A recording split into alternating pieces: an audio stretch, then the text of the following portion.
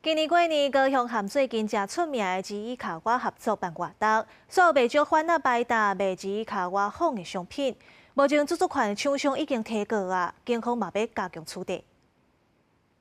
27号暗头，高雄警方来到高流中心附近，发现这名摊商违规摆摊，而且搁咧卖未予授权的吉伊卡瓦周边的商品来甲伊盘查。确认林男陈列贩售吉伊卡瓦周边商品，无官方合法授权。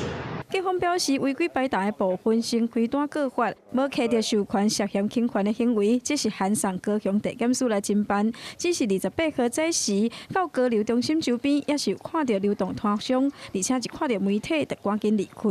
不要买会比较好，毕竟政府也是花钱请这个 IP 来，对，那买盗版的话，一定伤害这个就是台湾的形象，然后也会损毁这个 IP。创作人的权利嘛，对。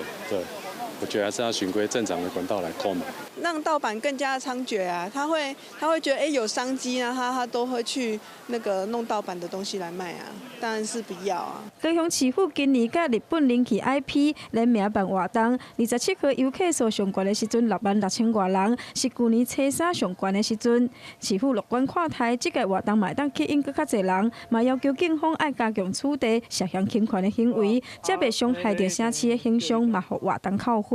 公司新闻王柳婷、明昭宽广报道。